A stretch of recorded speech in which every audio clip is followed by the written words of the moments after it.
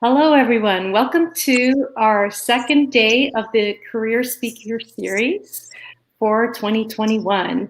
My name is Ms. Falcone, and I'm with the Pathways team. Today, we are going to speak to Ms. Chara Ho, who is a design assistant with the Academy of Canadian Cinema and Television. But before we do, I would like to just take a moment to have our land acknowledgement. I know that classes have already had their morning prayers, so I would like to start with our land acknowledgement. So if we can take a minute of silence and just read this along together. We are gathered on the ancestral lands and waters of all Indigenous peoples who have left their footprints on Mother Earth before us. We respectfully acknowledge those who have walked on it, those who walk on it now, and future generations who have yet to walk upon it. We pray to the Creator for strength and wisdom that all may continue to serve as stewards of the earth. Okay, so let's get started. But I just want to mention to you, Chara, that our students and teachers have had a chance to read things like your bio and things that we've been able to put together. So they've asked some questions along the way, so we're ready to get going. All right, so our first question.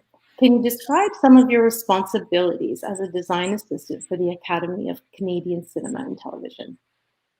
Yeah, absolutely. First off, thank you so much for having me. Hello to everyone. I'm really excited to be here. Some of my responsibilities as a design assistant is to help out with creating assets for the Canadian Screen Awards, which is essentially like the Oscars or the BAFTAs, but for Canadian content. So they basically present a week-long award show, one every night of the week, and they have like the grand award show on like Thursday, Friday, presenting like best pictures, stuff like that. So for award shows, there's a lot of creative graphics that need to be made that go on broadcast and go on our website. They have a program book where you can like flip through and like look at all the winners and who's nominated and everything. So I basically help on the communications team creating the marketing assets to promote the show, as well as the graphics that will be seen like for the actual awards. So for example, this year I helped create the program book, which is the really, really thick book that usually would be printed, but because it's virtual this year, it's uploaded on the internet, and it's like almost like a 150, 160 page document, like a magazine kind of showcasing the different nominations, and we have some written pieces about Canadian content and all these other things. So it's kind of like a log that people can go back to refer to the nominees and the winners. And I also helped create some billboards that you may have seen like on the highways or in Toronto and Vancouver. And these are graphics that are just displayed out of home, as they call, so that people driving by or walking by can see like from a distance the graphics. So those are some of the projects that I've worked on. I also help with creating like the branding guide and developing the overall identity of the Academy, just to kind of help keep everything cohesive and reflective of the brand itself.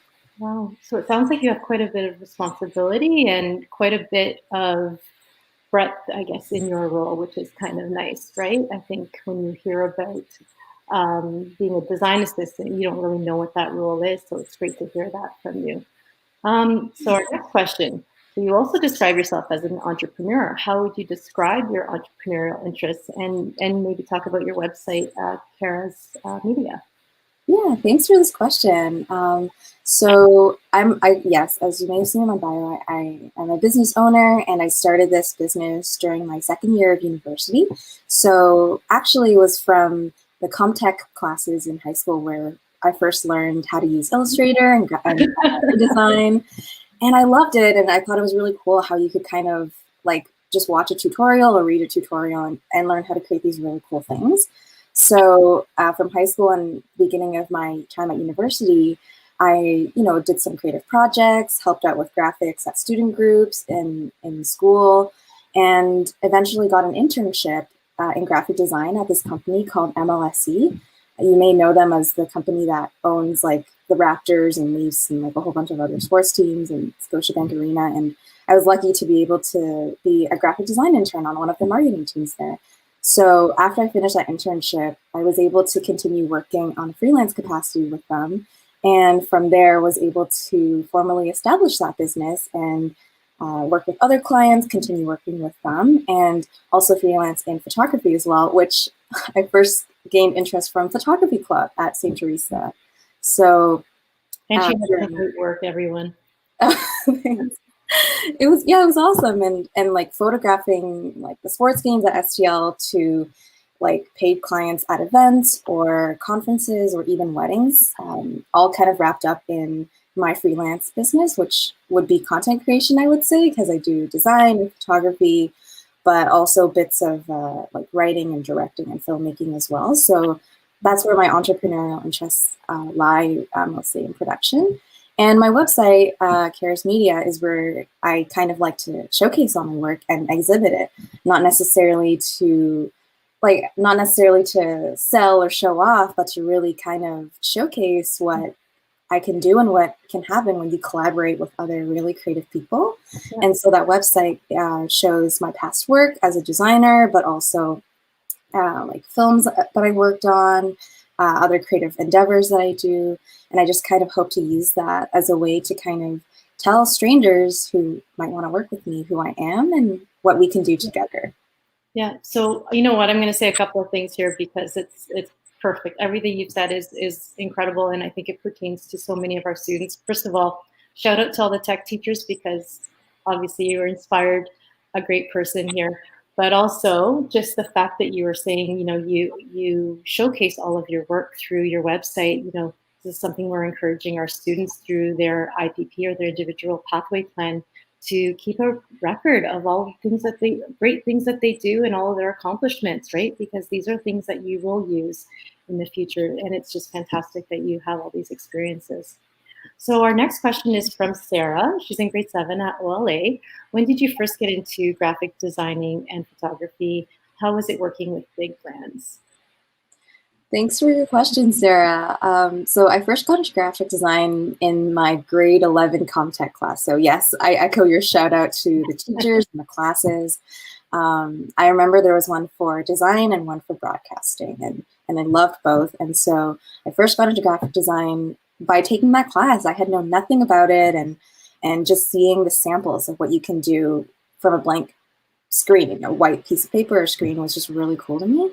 And I first got into photography like probably in grade 9 or 10, and I just really love the idea that you can connect with people just by capturing a visual, and how much you can say and how much you can express with just one photo.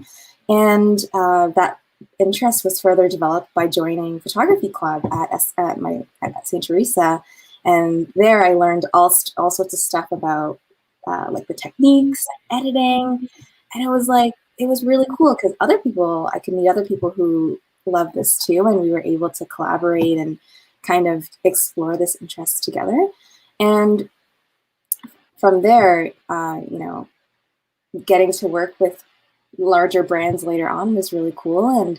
And it's great, like big or small, you know, it's great either way. Like just because you have a bigger one doesn't mean you're better than someone who works with smaller. I think everyone is really talented no matter who they work with. And it's just that with bigger brands, sometimes the timelines are a lot tighter. So you have to learn how to be flexible and adapt to things that change really quickly. Mm-hmm. And to not really take feedback too personally, because sometimes you pour your heart into a design that you're really proud of, but sometimes people who are non-creatives, they might need something changed, and it has nothing to do with your talent, nothing to do with like how good of a designer you are. It's just how other people who have stakes in this project sometimes have to change things.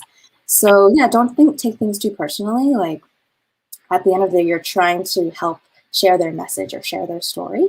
So it's just good to keep in mind and try to be as flexible as possible. And yeah, don't take anything too personally. You're there to help them tell their stories. And that's great advice for anyone, and great advice for our students moving forward. Absolutely, flexibility, right? Especially this year. So our next question is from Emma, grade 7 in at OLA. Do you feel lucky that you can do something that that interests you? you're following your passion, right? And we always say this to kids. So maybe it's something you can speak to.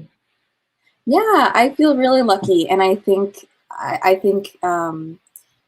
it's so great to be able to do something that interests you, and you don't necessarily have to make that the only thing that you do. Like, I think something I learned is that you can be interested in photography and work in photography, but you can also be interested in other things and work there. You don't have to necessarily just do that one thing that interests you.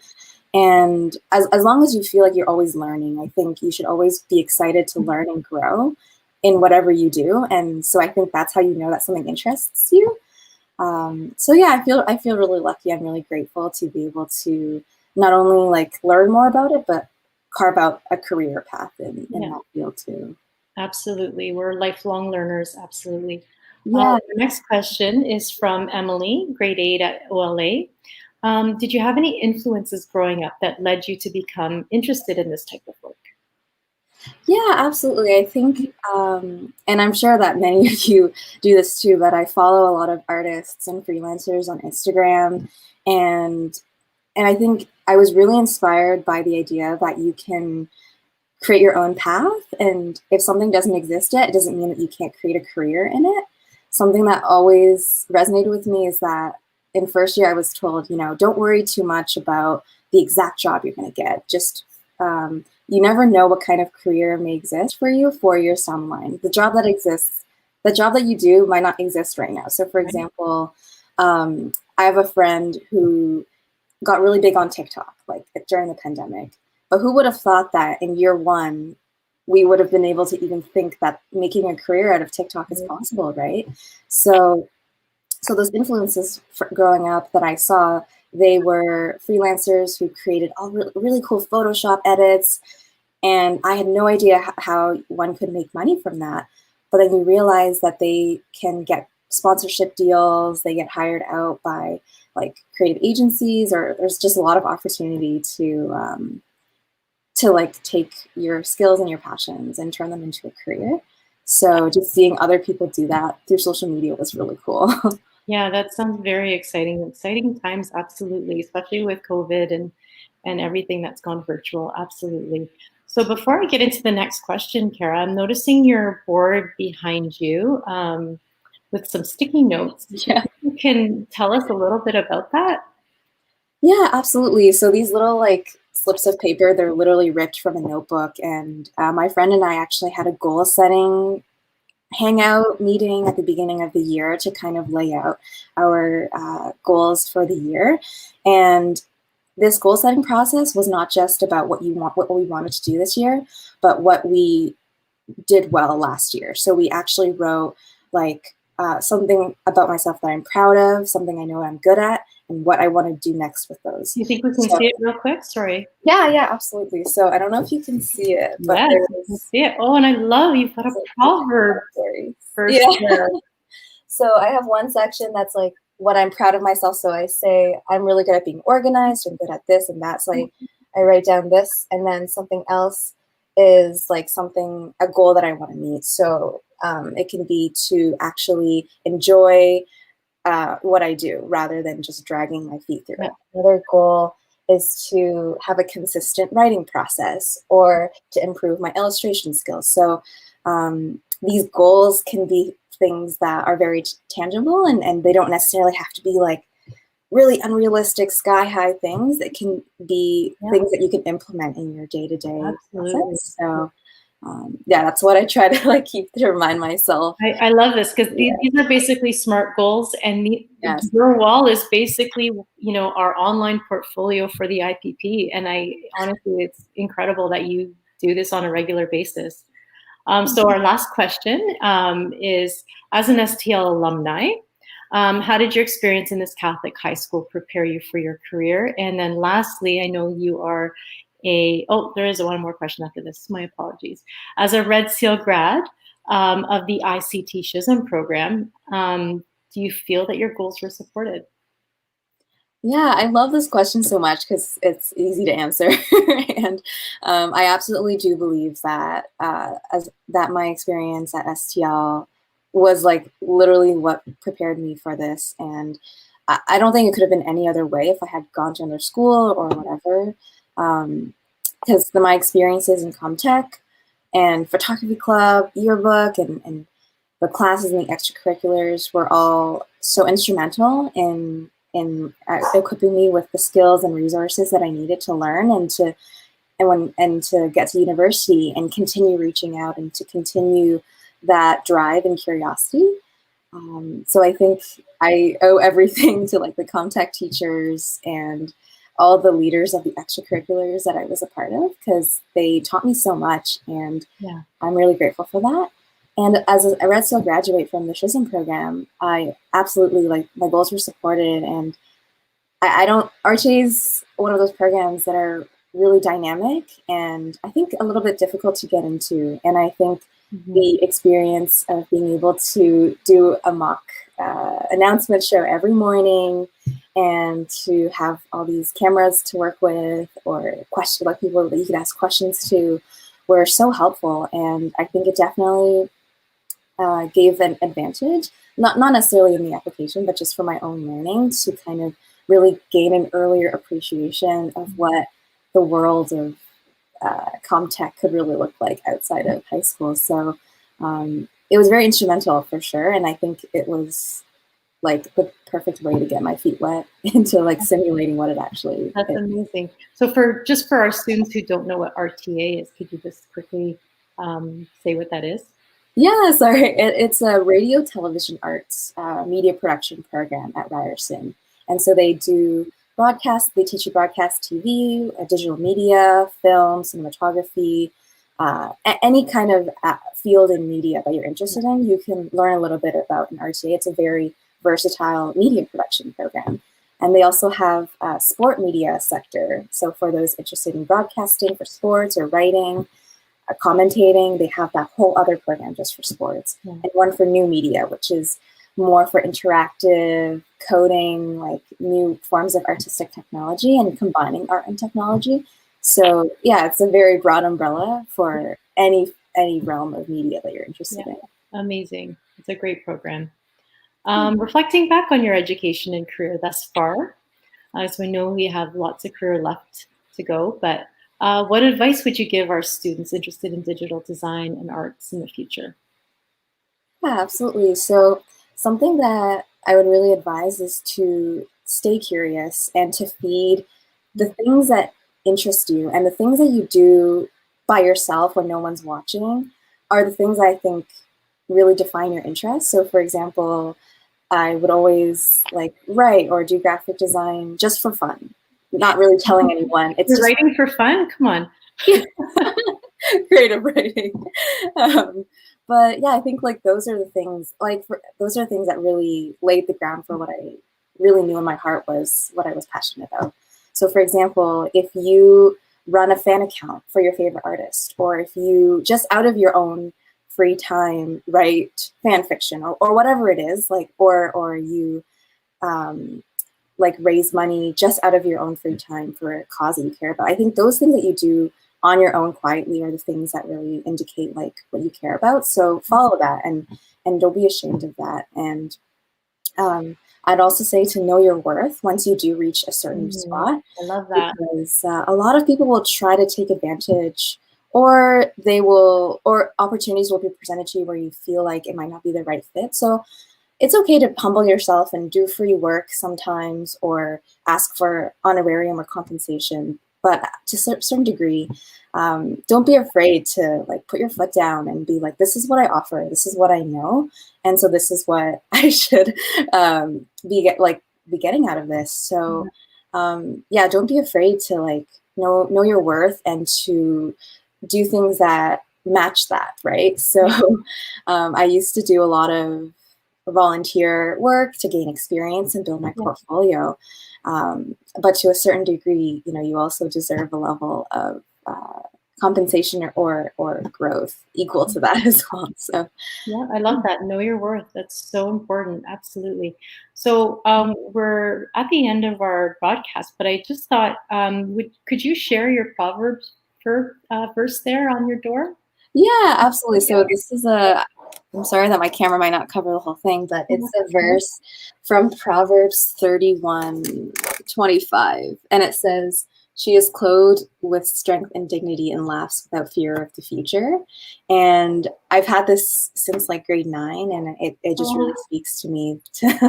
So to any, people out there that this may speak to, I hope that you can continue to stay curious and to never give up and just to have fun, enjoy the process. Yeah. So I hope that this can relate to that in some way. I think it can relate to us all. Absolutely. What a wonderful verse to have to inspire you every day, Chara.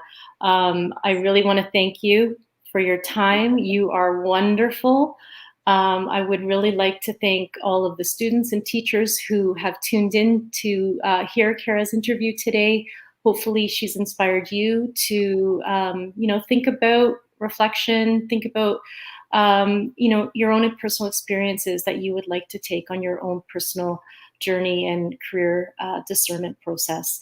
On behalf of myself and the Pathways team and Mr. Canoni for producing this, I really want to thank you all for your time. All right, that concludes our interview. Take care, everyone, and have a great day.